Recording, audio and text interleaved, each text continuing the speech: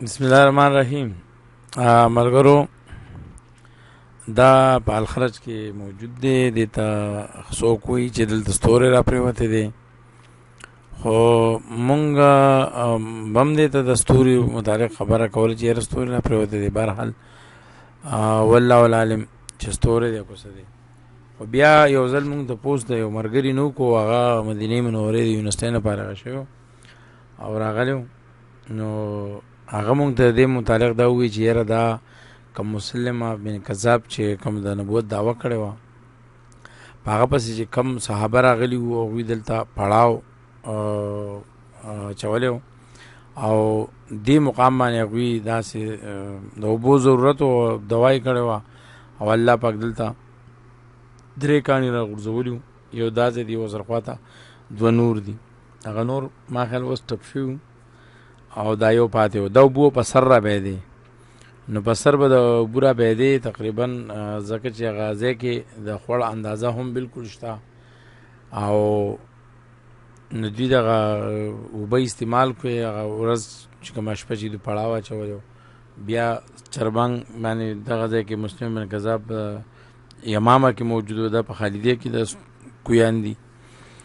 نو دې ځای نه بیا دوی وایي دغه ځای پورې بیا تله. نو دې متعلق خو دا خبره ده او باقي بس الله له علم دی چې آیا دا خبره صحیح ده کو څنګه ده. خو بهرحال دا ستوري دا خبره ته ریجکټ ده او ستوري چې دی نو هغه دونه به نشي کېدی کېدای شي غټي دغه که نه. نو دې متعلق دا خبره وه. جن کو پشت سمجھ نہیں آیا ان کے لیے اردو میں یہ الخرج میں یہ موجود ہے. یہ کنواں کی شکل ہے اور یہاں پر یہ ہے کہ جو مسلمہ بن کذاب کے ساتھ جنگ کے لیے جو صحابہ یہاں پر آئے تھے تو یہاں پر انہوں نے پڑاؤ ڈالا تھا اور تقریباً رات کا ٹائم تھا اور پانی کی شدید ضرورت تھی اونٹوں کو پلانے کے لیے، خود بھی پینے کے لیے. تو انہوں نے دعا کی تھی کہ اللہ سے دعا کی اور اس ٹائم جو ہے نا یہاں پر 3 چھوٹے چھوٹے پتھر تھے وہ یہاں پر گرے اور یہ بالکل کنواں بن گیا اور پانی اوپر بہنے لگا.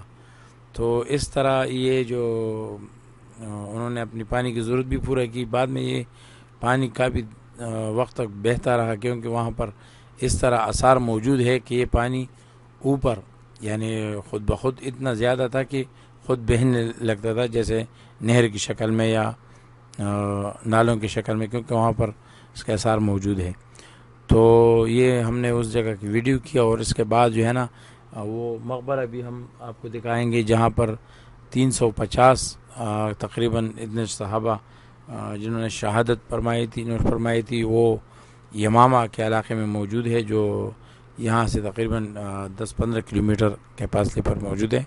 اس کے بعد آپ وہ مقبرہ بھی دیکھیں گے جو مسلمہ بن کذاب جہاں پر وہ رہائش پذیر تھا وہاں اس اليمامه کے علاقے میں تھا جس نے نبوت کا دعویٰ کیا تھا. اور اس وقت بعد میں یہ آپ کو اس کے سٹوری جو ہے نا آپ یوٹیوب میں بھی چیک کر سکتے ہو. تو صرف میں نے وہ جگہ بتا دی، باقی جو تفصیل ہے آپ اس میں یوٹیوب میں بھی چیک کر سکتے ہو. ٹھیک ہے دیجیے کہ تقریباً بیا سډیر مده بعد دا کمره چې ښکاري دیکھو ته موټرې لګېدلې وې او دا موټرې به 24 غنټې په دې باندې به یو موټر لګېدلی و چې یو به 12 غنټې یا 10 غنټې چلېدو، هغې نه بعد بیا هغه بل چلېدو.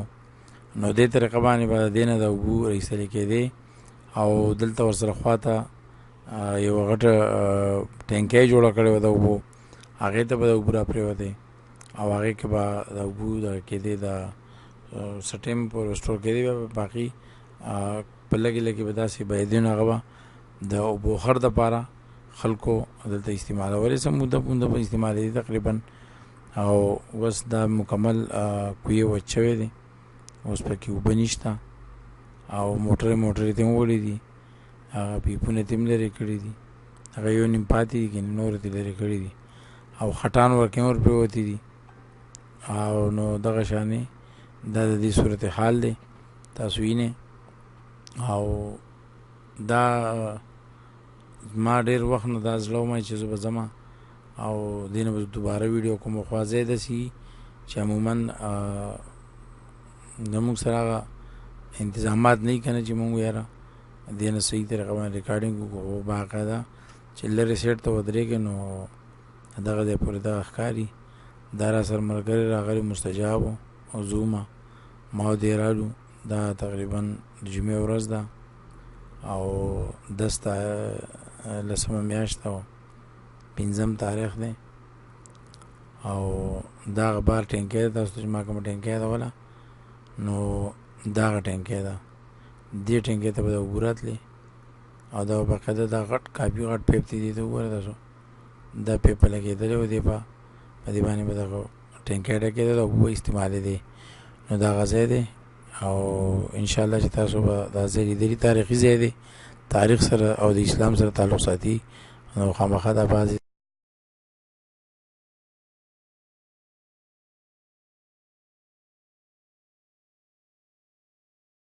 د دې نوم دی یمامه او دا په الخرج کې موجود دی. دا هغه ځای دی کوم ځای کې چې 350 صحابه شهادت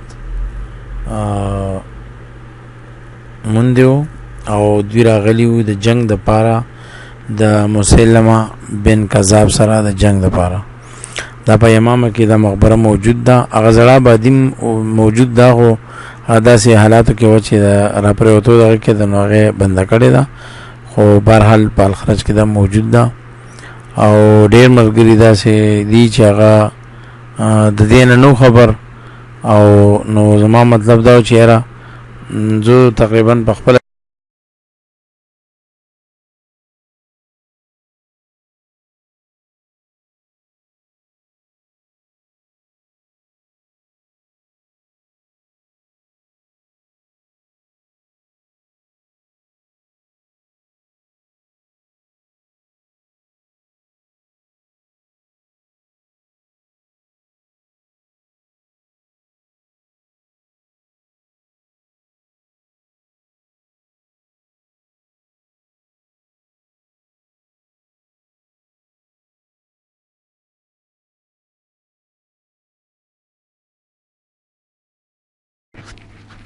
سجا بنت حارث یہ عورت اپنے وقت کی نہ صرف معروف نجومی تھی بلکہ فصیح و بلیغ زبان کی مالک بھی تھی.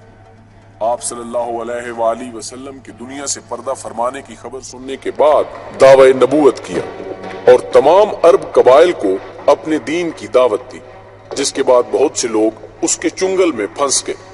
یہ وہی دور تھا جب مسلمہ کذاب بھی اپنی نبوت کا دعویٰ لے کر نکلا ہوا تھا. ایک طویل ملاقات کے بعد ان دونوں جھوٹے نبیوں نے آپس میں نکاح کر لیا لیکن مسلمہ کے قتل کے بعد جلد ہی لوگوں نے اس پر اعتماد کرنا چھوڑ دیا اور بالآخر حضرت امیر معاویہ رضی اللہ تعالی عنہ کے دور میں اس نے گناہوں سے توبہ کرتے ہوئے اسلام قبول کیا اور اس کے بعد دینداری اور پرہیزگاری کی زندگی گزاری. صحابی رسول حضرت سمرہ بن جندب رضی اللہ تعالی عنہ نے آپ کی نماز جنازہ پڑھائی. ناظرین محترم، بخاری اور مسلم شریف کی ایک حدیث کے مطابق 30 ایسے جھوٹے لوگوں کا ذکر ملتا ہے جو کہ نبوت کا دعویٰ کرنے والوں میں سے ہوں گے. ان میں سے کئی ایک گزر چکے ہیں جبکہ کئی کا آنا باقی ہے. ہم نے اختصاراً دور نبوی صلی اللہ علیہ وآلہ وسلم اور دور صحابہ کے چند مدعیان نبوت کا تذکرہ آپ کے سامنے رکھا ہے جو یقیناً علم میں اضافے کا باعث ہوگا. ویڈیو پسند آنے کی صورت میں اپنی قیمتی آراء سے ضرور نوازیے گا اور دوستوں کے ساتھ بھی شیئر کیجیے گا. ډېره مننه تاسو د کتلو او معلوماتي پروګرامونه به انشاءالله تاسو وخت په وخت